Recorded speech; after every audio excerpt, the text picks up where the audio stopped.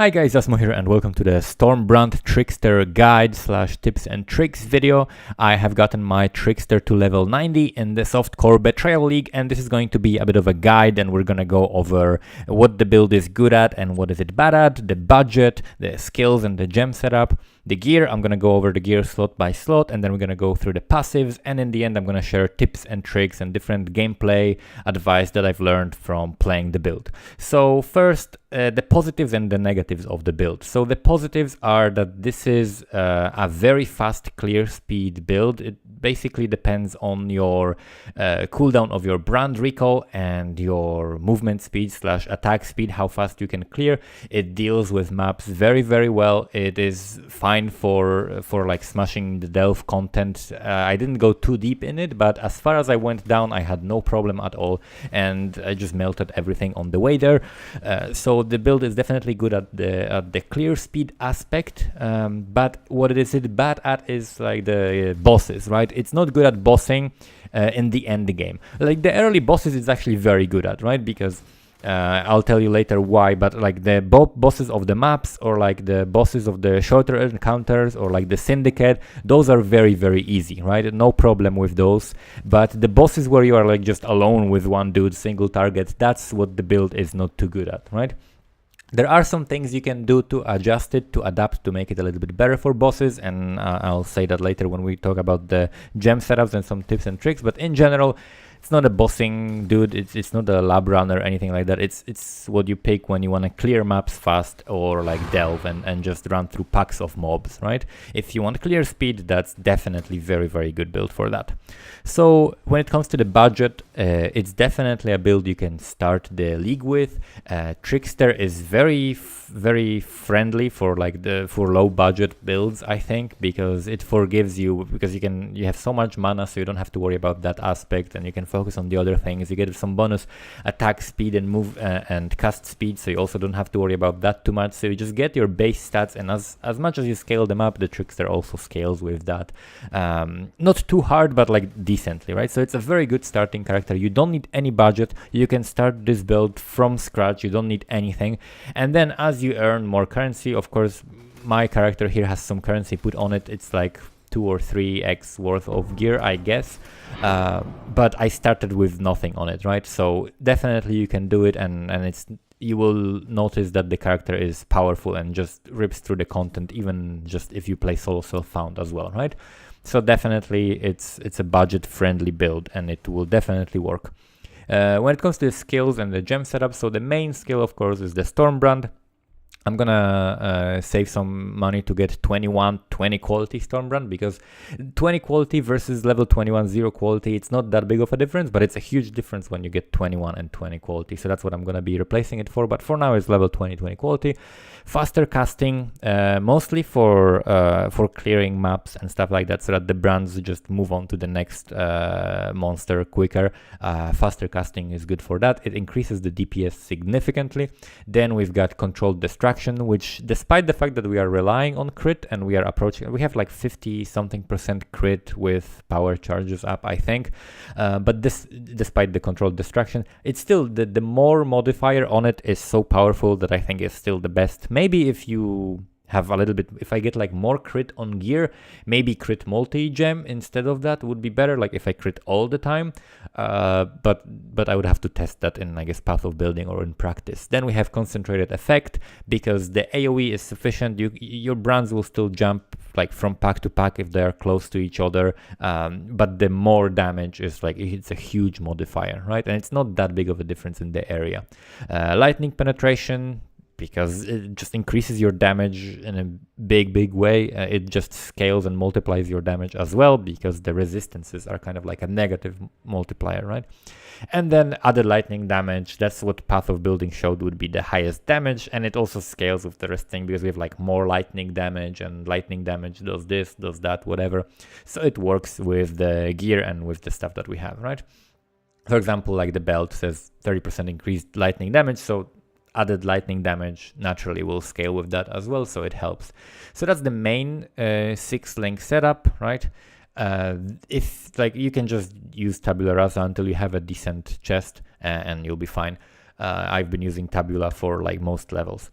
Then we have supporting damage coming from Lightning Spire Trap and Controlled Distraction support gem into that, just for single target if something is very, very tanky, like maybe some red beasts or some syndicate stuff.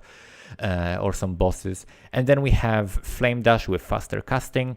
I should have, I mean, it doesn't really matter. Actually, this is correct for Trickster because your movement skills cost no mana because of the Ascendancy. That's why I can have it connected to Control Distraction, and it doesn't matter that it costs more mana, right? It's actually fine and just deals more damage.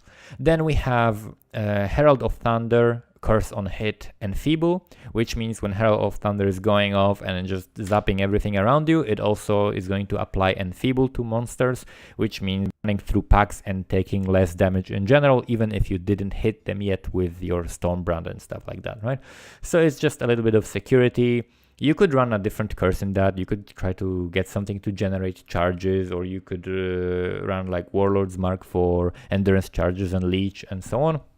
But I have leech from the belt, so I don't need that, and Enfeeble is very safe to use, right? So those are these sockets. Then this is very important. This is very important. You have to try to get a shield with plus two level of socketed gems, and especially to Brand Recall. That would be the Brand Recall is the most important one, but also if you are running Empower, that's gonna help it as well. So a shield like this, that has +2 to socketed gems in general, will be amazing, because that means you can have very high level of Brand Recall, and that matters for reducing the cooldown. And reducing the cooldown on Brand Recall is amazing because you just get to summon it, and it's also connected to Arcane Surge, which is on appropriate level to trigger it every single time we use Brand Recall. So we can keep up Arcane Surge every time we Brand Recall. It's 13% more modifier plus increased cast speed, and the Brand Recall just is so comfortable to use it rather than recasting your Storm Brands, right? So Empower level 3, if you can afford 4, go for 4, and then your Brand Recall and then Arcane Surge, right, in a shield that has +2 the levels. Then we have cast when damage taken, increased duration, Immortal Call, and also we have Summon Lightning Golem, which doesn't get casted because it's too high level, right?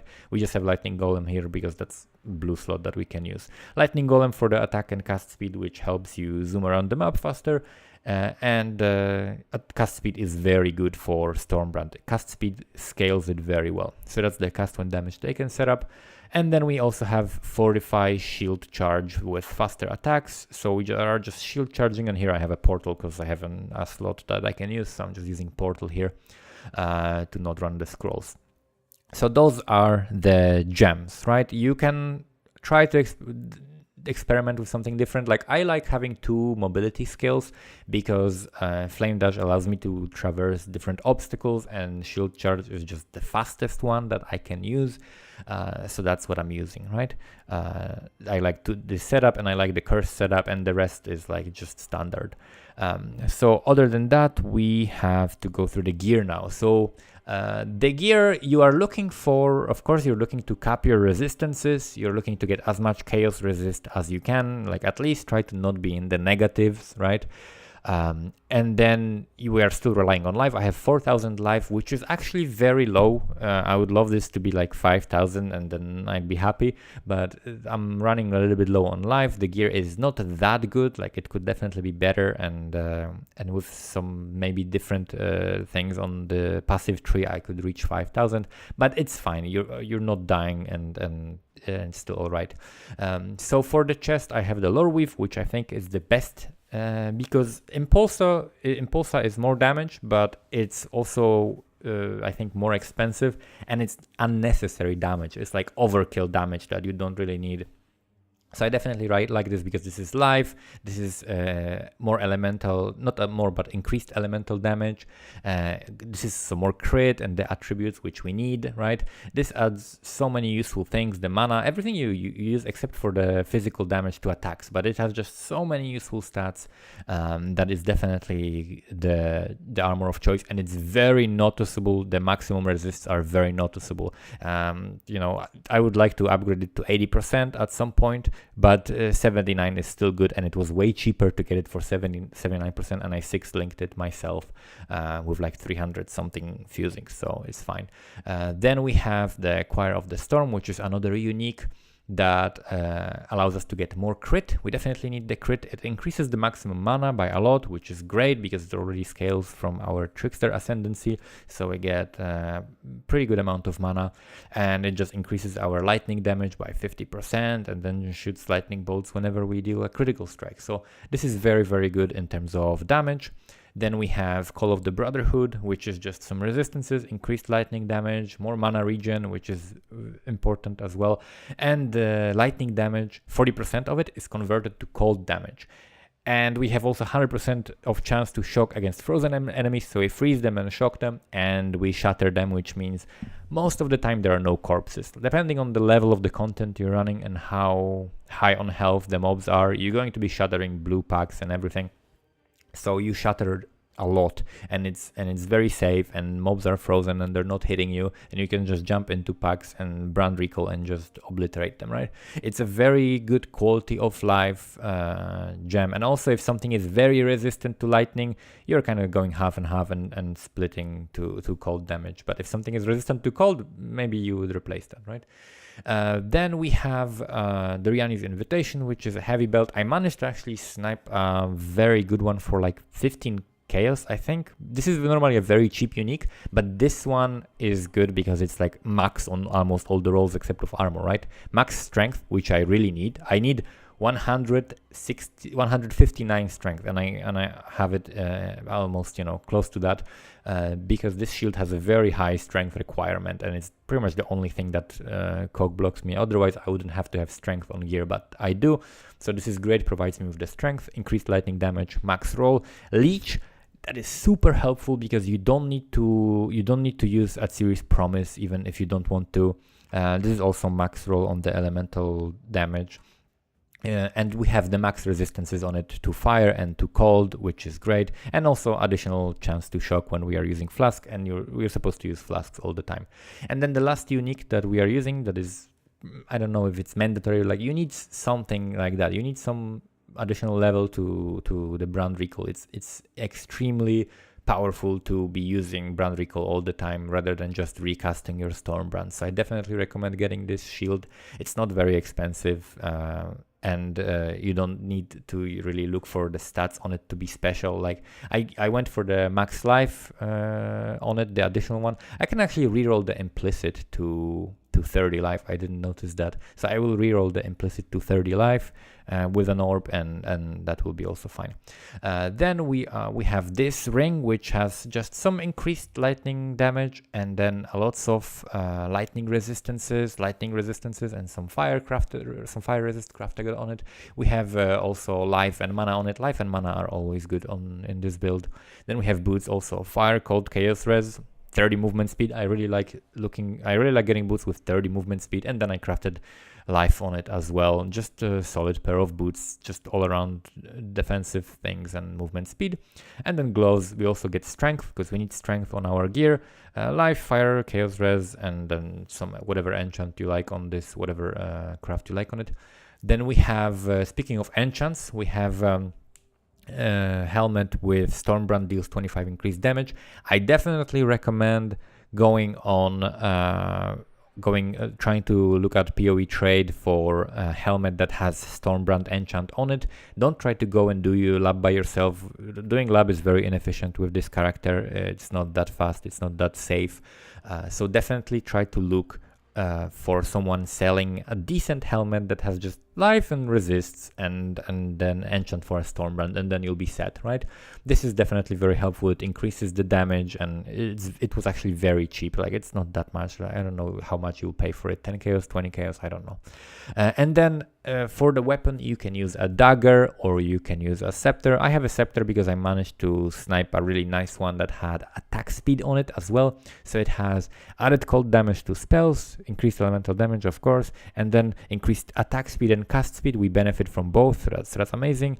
And then crafted increased spell damage on it. 54 is like the max of the tier that I have, that I'm able to upgrade currently. So that's what I went for, right? And that's the gear. Also, we have flask. All flasks are 20%. We have The standard just to move around the map faster when you're running Quicksilver and also Silver Flask.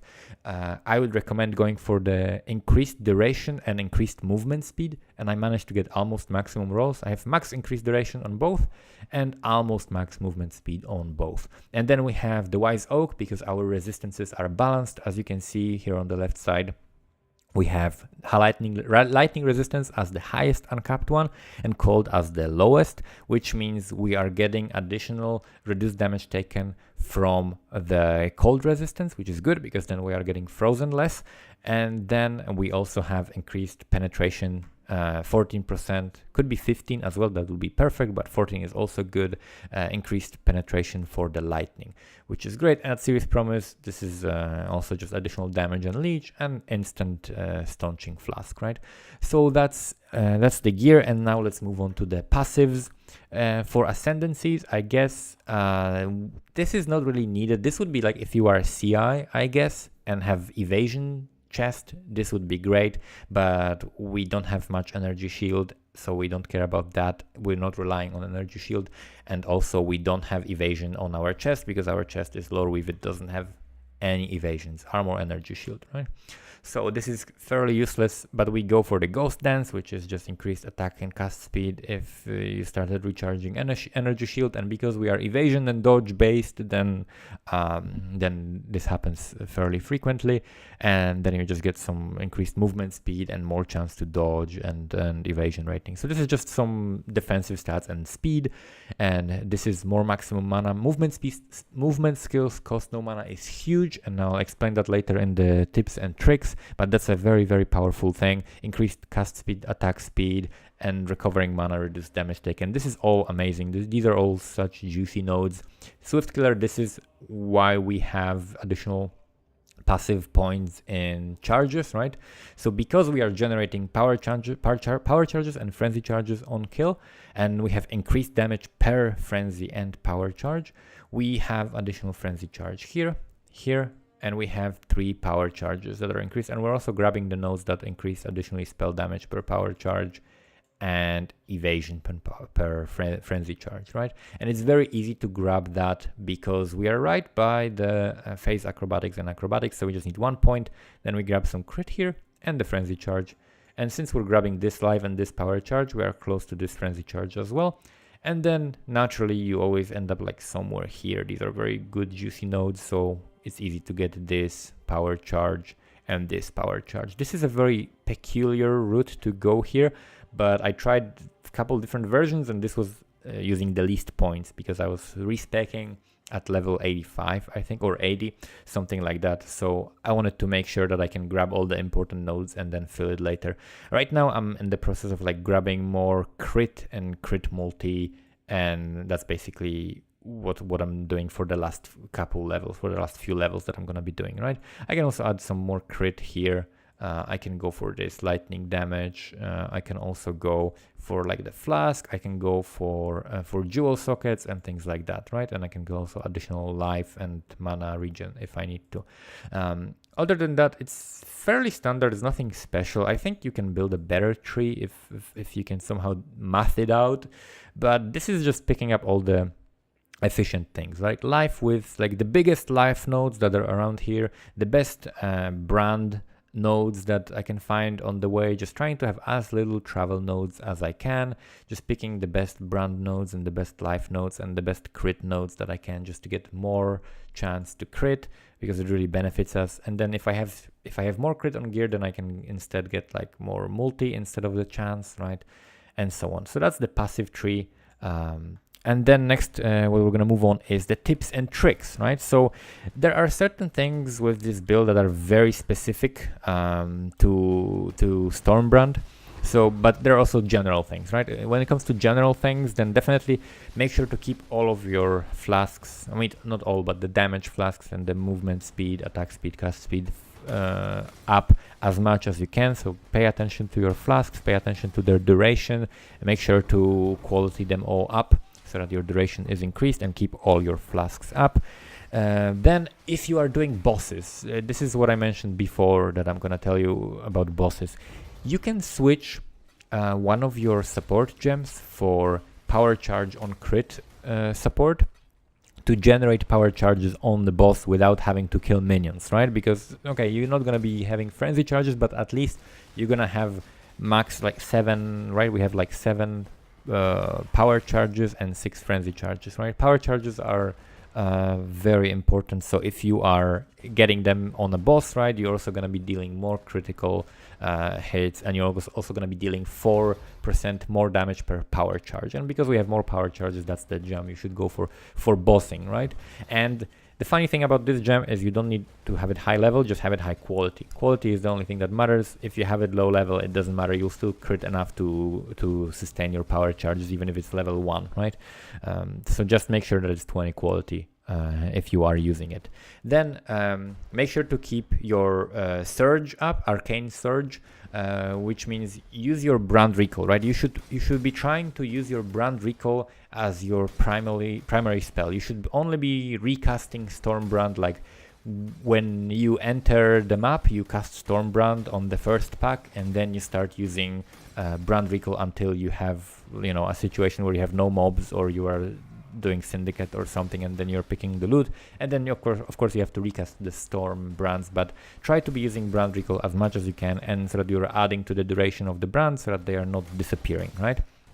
You can also use the Storm Brand to your advantage to kite around walls. This is something I've done a lot against Syndicate. You can just leave the brands on the Syndicate members, use your flasks, and then run away, and then stay behind the wall, and then Storm Brands will just finish them, and it's very safe.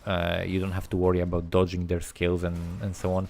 So you can use the pillars and walls to your advantage and just kite the mobs around. Also, if you're running Enfeeble like me, then you can just kite the mobs because they're gonna be slow. They also take cold damage, so they might be chilled, right? So it's easy to kite mobs and use the walls and so on.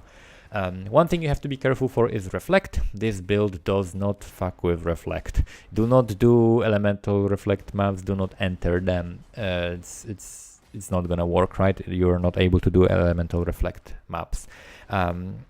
Brand recall, I said that about. Okay, pay attention to your frenzy and power charges and try to keep them up all the time. Like, make sure to, like, you know, if you're starting to run out but you see a mob somewhere that you wouldn't normally go for that mob, extend your power and frenzy charges so that you can go to the next pack and keep them. And also, when you are killing a map boss or a syndicate, do it right after a pack, like right as you kill a pack of monsters. And you are close to the entrance to the arena on the map, you should zoom to the arena instantly and zoom to the boss instantly and just brand recall at them, because you will recall the brands from the map to the arena.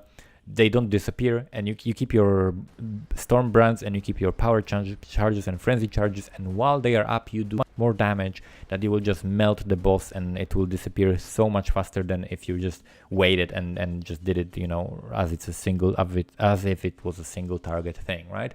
So pay attention to the charges. And also you can use movement skills to recover your mana. Because of the ascendancy talent that makes our skills, our movement skills free, it also makes them have 20% chance to recover 10% of your maximum mana when you use a skill, right? So if you are, you know, you got chunked and you took damage, and Mind Over Matter is like ripping your mana down, and you have no mana, you can still use your movement skills. So you will never be caught off guard, like hit and then you have no mana to flame dash or shield charge away, right? You can always do that because you don't need the mana for that. And more than that, if you have low mana, just keep spamming shield charge and you will recover your mana for free, right? Because you will get the chance to recover 10%, and then as you are dealing damage and killing things, you also recover the mana. So that's basically it, right? So hopefully this is helpful if you are trying to find a trickster build or a fast clear speed build or a Storm Brand build guide or something like that. Hopefully this has been helpful. Thank you guys for watching, and see you next time.